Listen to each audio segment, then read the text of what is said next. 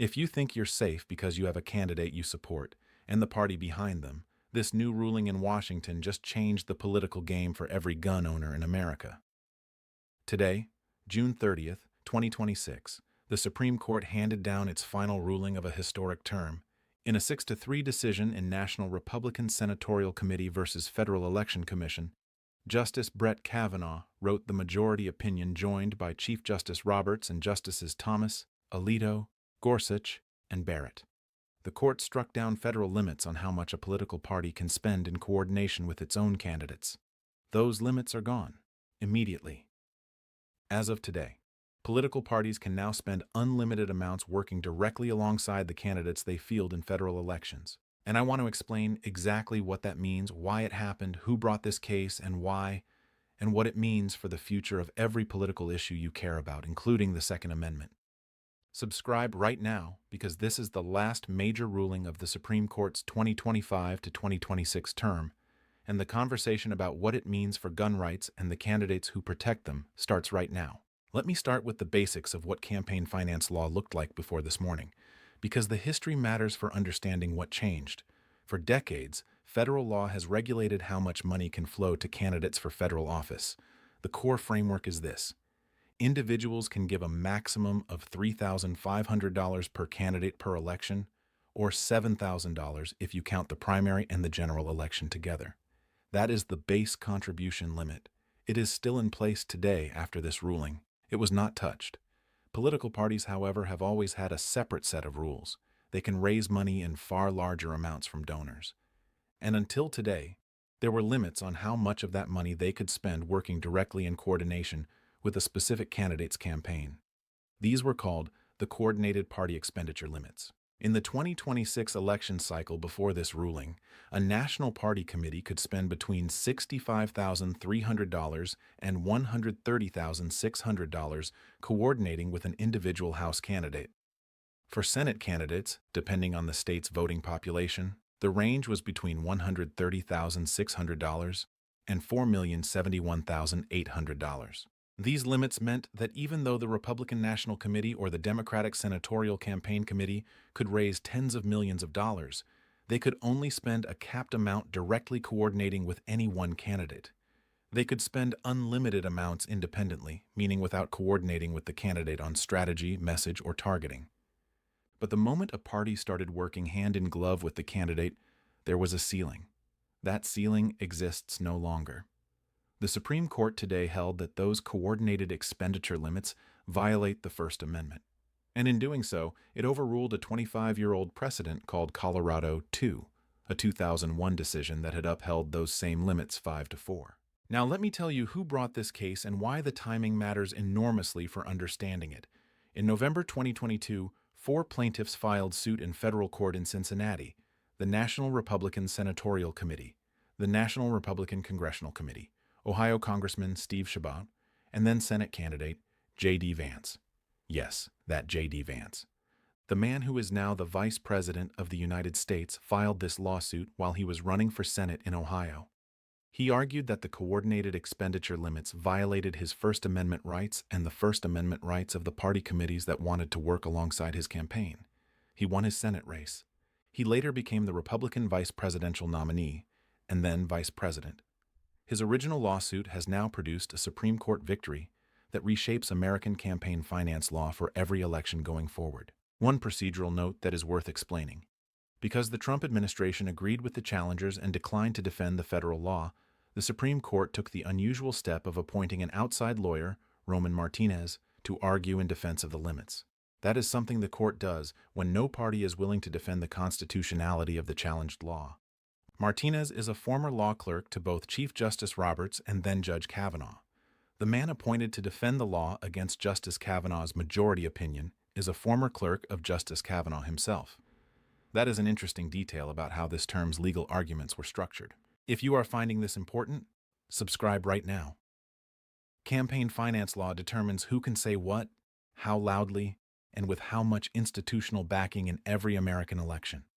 If you care about which candidates win and lose on issues including gun rights, this ruling changes the landscape. Hit that subscribe button now. Let me now walk through Justice Kavanaugh's legal reasoning, Because it is rooted in a principle that this channel has talked about extensively. The First Amendment protects political speech most urgently of all. Kavanaugh starts with the text. The First Amendment says Congress shall make no law abridging the freedom of speech. The Supreme Court has long held that spending money to communicate a political message is a form of protected speech. The landmark 1976 case Buckley v. Valeo established that principle. The 2010 Citizens United decision extended it to corporations making independent expenditures. Today's ruling applies it to political parties making coordinated expenditures with candidates. Kavanaugh identifies what he sees as the only constitutionally valid basis for restricting campaign spending, preventing quid pro quo corruption. That means an explicit exchange, money in exchange for an official government action, a vote, a decision, a policy outcome. Not the appearance of influence, not the possibility of influence, actual explicit exchange of money for official action. That is the narrow anti-corruption rationale that still justifies the base contribution limits of $7,000 per candidate. And Kavanaugh says those base limits remain in place and remain valid. Nobody disputed them in this case. The question was whether coordinated party expenditure limits are also justified by this narrow anti-corruption rationale. The defenders of the limits argued yes. Their theory was circumvention. They said that without coordinated spending caps, wealthy donors could give far more to party committees than the law allows them to give directly to candidates, and then effectively direct the party to spend that money helping a specific candidate, achieving the same result as an outsized direct contribution. Kavanaugh acknowledged that this is a real concern but found that it is already addressed by existing law. The anti-earmarking rules already prohibit donors from directing party committees to spend their contribution on a specific candidate. Disclosure requirements already expose the flow of money to public scrutiny. The base contribution limits already cap the amount any individual can give directly. These existing safeguards, Kavanaugh concluded, adequately address the circumvention concern without needing the additional blunt instrument of coordinated expenditure caps. Kavanaugh also made a structural argument about political parties. Political parties are not the same as outside donors or independent groups. Parties have a constitutionally special role in American democracy. The First Amendment was written and ratified in a world where political parties were the primary vehicles for organizing political speech and electoral activity. For nearly 200 years after the First Amendment's ratification, the majority notes, parties could spend freely to support their candidates during campaigns and could do so in coordination with those candidates. Nobody argued those elections were corrupted by that freedom. The coordinated expenditure limits were a relatively recent innovation, and Kavanaugh found they were not necessary to prevent the only kind of corruption the First Amendment allows Congress to address. Hey, 73% of people watching right now are not subscribed. Every election from this point forward will be shaped by what the Supreme Court decided today. Subscribe right now so you understand every development in how this ruling changes the races that affect your Second Amendment rights. Now let me give you Justice Kagan's dissent because it raises arguments that will be made again in future cases and in the political debate. Kagan, joined by Sotomayor and Jackson, warns that the majority has created a significant new loophole in the campaign finance system. Here is her concern in plain numbers. An individual can give a candidate $7,000 directly. That limit remains unchanged. But that same individual can now give far more to a political party. The text of Kagan's dissent notes that a donor could give a party up to roughly $500,000 to cover a candidate's campaign expenses, not through an earmarking arrangement that would be illegal under existing rules, just through a general donation to the party that the party then uses in coordination with the candidate the donor supports. The practical result, Kagan warns, is that individual contribution limits are significantly undermined by the removal of coordinated expenditure caps. Kagan's broader argument is about what campaign finance law is for. She believes the anti-corruption rationale is broader than just preventing explicit quid pro quo exchanges. Large flows of money through political channels create dependencies and obligations that affect how elected officials govern, even without any explicit deal. Kavanaugh and the majority rejected this broader view. For them, unless you can point to a specific exchange of money for an official action, the First Amendment protects political spending. Kagan thinks the majority is too narrow, and that the practical result will be to increase the influence of wealthy donors over candidates and office holders beyond what existing law can check. Who is right? That is a genuine constitutional debate that legal scholars will be parsing for years. Both sides are making serious arguments from serious principles. The majority has the votes. Now let me address what this means specifically for gun rights and Second Amendment politics. This channel has consistently covered the intersection of First and Second Amendment rights. We covered NRA versus VULO, which established that the government cannot use regulatory power to coerce financial institutions into cutting off gun rights organizations. We covered how the First Amendment is the engine that makes Second Amendment advocacy possible. Today's ruling is the latest step in a long march toward greater constitutional protection for political speech, particularly speech organized through political parties. What does it mean in practical terms for pro-gun candidates and pro-gun voters? First, the National Rifle Association's Political Victory Fund, Gun Owners of America's Political Committee, and every other firearms-focused political organization that operates through party committee structures can now benefit from unlimited coordinated party spending alongside the candidates they support. The financial ceiling that limited how much a party could spend helping a senator or representative who is a strong Second Amendment ally is gone. Second, coordinating campaign messaging between a pro-gun candidate and the party committee that supports them is now legally unconstrained by dollar limits. A party can run unlimited coordinated advertising, voter contact, and campaign support alongside a candidate's own message on gun rights without hitting the old caps. Third, every pro-gun voter who supports a specific candidate can now have that candidate supported more powerfully by their party committee. The party can match the candidate's strategy, message, and voter outreach without the old dollar ceiling. The flip side, and this is where Kavanaugh's point about equal treatment matters, is that the same rules apply to parties on the other side of the gun debate. Democratic Party committees can now spend unlimited amounts in coordination with candidates who favor stricter gun control. The playing field has changed for everyone. Gun rights advocates who believe they have a political and organizational advantage should understand that advantage can now be deployed more fully through party coordination. And those who worry about the political opposition to gun rights should understand that the same unlimited coordination is available to that side as well. Let me now explain the campaign finance trajectory that led to this moment, because NRSC versus FEC did not come out of nowhere. In 1976, Buckley versus Valeo established that spending money on political speech is itself protected speech.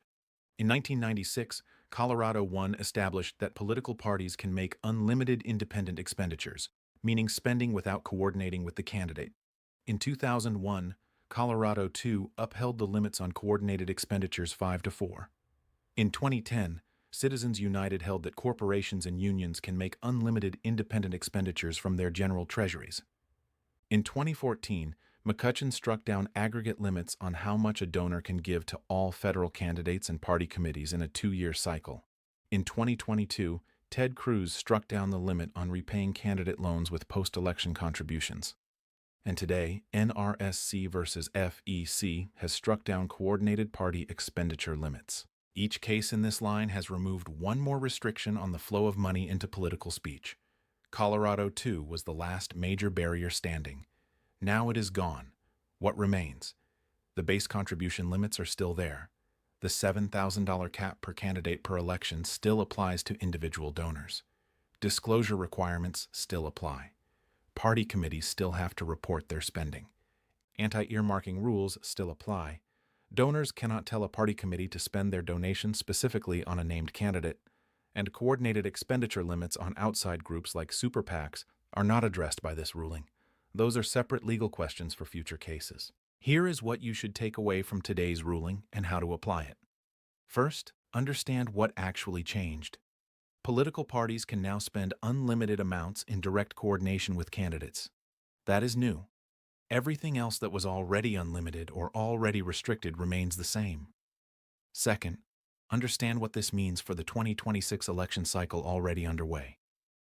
Party committees are already restructuring how they plan coordinated advertising, field operations, and voter contact.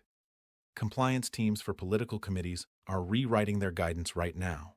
Third, pay attention to how this plays out in close Senate and House races where Second Amendment issues are on the ballot. The parties can now throw more weight behind candidates in coordination with those candidates' own campaigns.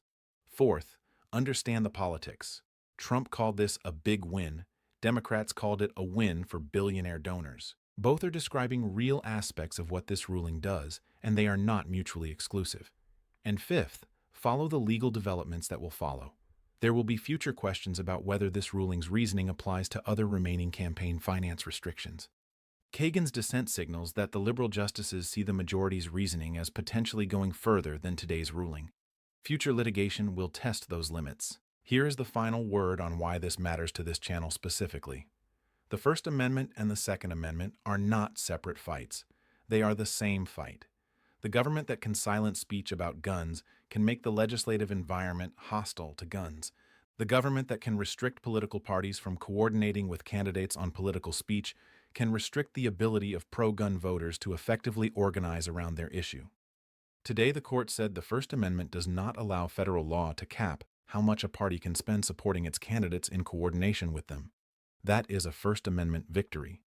And as NRA versus Vulo showed us in 2024, and as this decision reinforces today, First Amendment victories matter for the Second Amendment.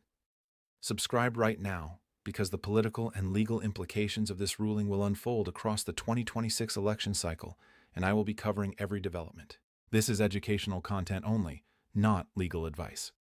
For questions about the specific legal compliance obligations for political committees or candidates, consult an election law attorney.